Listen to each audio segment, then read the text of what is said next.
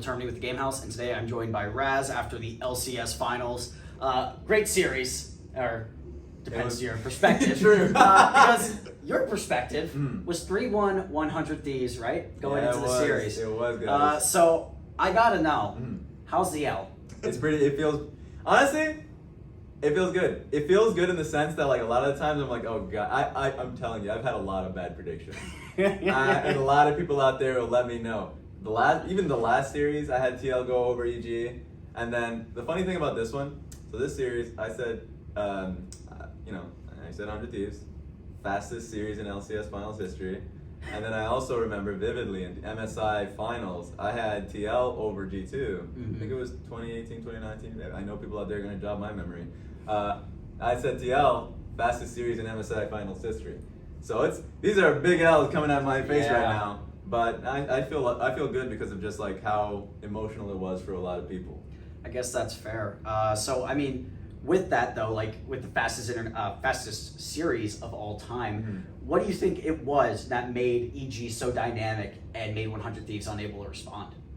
I think one thing that EG has is they feed off the fan energy.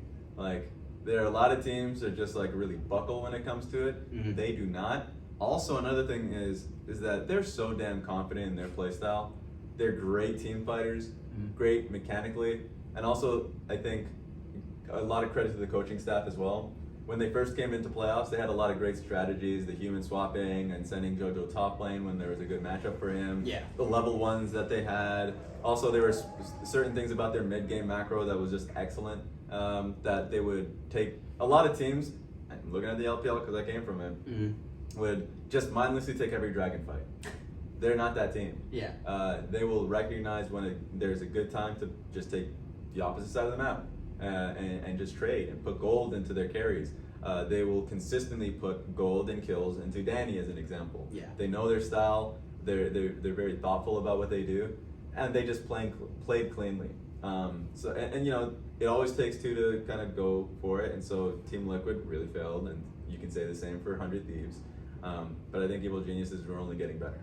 I have to ask also, it seems like there's a theme this year of losers bracket runs. True. So I have to know, do you think the losers bracket is like a Zenkai boost from like Dragon Ball? Once you get like kicked down, then you like come back stronger. Yeah, hey, Saiyans only get stronger after losing a fight. Yeah. That's true. I think the best thing about losers bracket is the first things first is that you take an L, you learn your lessons, you go through the VOD, and you're like, this is what we need to do to change. But also it gives, everybody has that feeling. I know at the end of the season, CLG and TSM kind of were starting to win games where there's like nothing to lose. When you know you have that last lifeline and you just go for it. And of course you also just play more games in the loser bracket.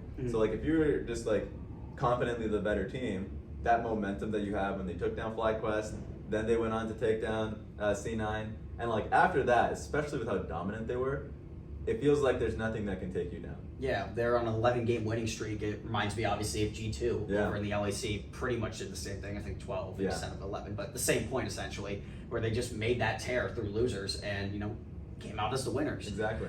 So you are known for the LPL before the LCS, obviously. So how does the LCS crowds compare to the LPL crowds? Oh my God, this crowd is awesome. This crowd is insane. I think the only thing is the sheer amount of people, because I know how many people are, like the fan base in the LPL is humongous. I've been to a lot of stadiums. There's a Mercedes-Benz arena that I remember at Shanghai.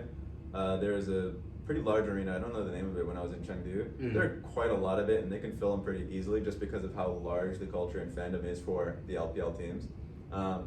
But, this is my first time being in a kind of a domestic region that I was in, having the crowd kind of react to me and everything. And it was just electrifying.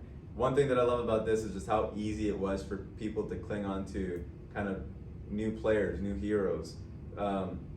Evil Geniuses coming into this weekend didn't have that much people as a fan, like a large fan base, right? DL, 100 Thieves, and for Evil Geniuses to be able to grow a fan base because of that underdog story, I have not seen that in my life.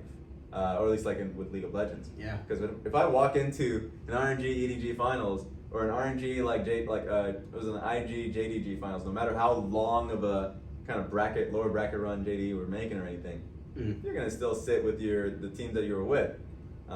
So I like the change that people had. It wasn't like they were flip flopping. Yeah, I know how flip flopping is. I know that. It's them believing in something new. I feel like the only time that's really happened in the LCS before was like maybe Clutch when they made that insane run through losers, and then everyone was kind of cheering for them at Worlds. You had like Hootie going back, and so many good storylines for that team. Yeah, Demonte, Kiana, and everything. The way Lyra coming into the jungle, before he went off to be a coach. So like, I feel like that does happen sometimes, and when that happens, it's like the most memorable runs. Yes, and it's super cool to see that repeated again here in the LCS. So, you are sort of one of the faces of NA right now. So I want to know, like, especially with this young talent winning, and I know that storyline's been beaten into the ground, but where do you see, NA going from here? Only getting better. When I was with Golden Guardians Academy for a little bit, for me, what I saw were players that were really talented. At some times, they were demoralized, thinking that there was that wall, that barrier that they couldn't really push into. And a lot of it was like mostly mid laners, because when you look into the mid laners in the LCS, a lot of them are European. And if there's ever a change because of some player not performing, guess where they're gonna look? Europe, Korea. They're not gonna look in the existing North American talents that are there, that are performing. That will change that. I think that's the biggest win of this finals. It's a great win for Evil Geniuses, it's a great win for these players, but it's also a great win for those young players that want to kind of punch into the LCS. And it's especially because it's the two orgs who's arguably done the best job, maybe Cloud9 you could throw in there, over the last couple of years of developing talent. 100 Thieves, obviously. 100 Thieves Next had an insane team where so many players have come from that. Even Busio was up on stage from Academy. To me, that was my greatest gripe throughout my time when I was in Golden Guardians, because you can easily see some teams that are just not putting a dime into their academy or amateur system, that they feel like, we'll just put in as much money into our LCS team, and if it fails, we'll just look elsewhere, that we don't have faith in it. One of the teams that really changed that was Team Liquid, of course, who are Proving Grounds champions, because they started to invest in that time. They brought in Spawn as their coach. Armeo's there, has been killing it. They brought in Bradley, who was primarily a mid laner throughout amateur side, and they put him into the top lane, and he's been learning quickly and actually has been kind of killing it with his champion pool too. Ayla better be in the LCS. Same with Armeo. A lot of people probably think poorly about his last time. I actually agree with you on that. Yeah, 100%. Exactly. But here's the thing: you go into the development system and you get better. If you are passionate, he is passionate. Ayla's passionate. Yeon's passionate. You'll get put into that system. So I do think now eyes are on the scouts for these teams to look into Warriors Academy and really value that, because they are there. I would say that they'll surprise you, but they really shouldn't. Yeah. If you're watching. I want to play off something that you just said there. You mentioned going back into the system and getting better.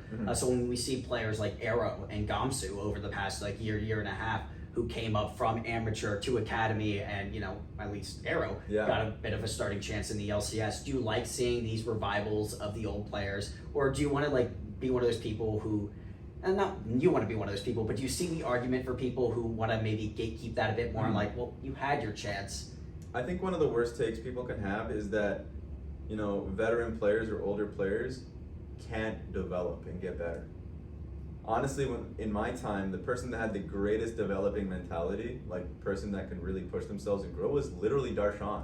When I'd worked with him, somebody who's been on that stage for so long. He's still so good. Exactly. He's and it's one of those things where I see him.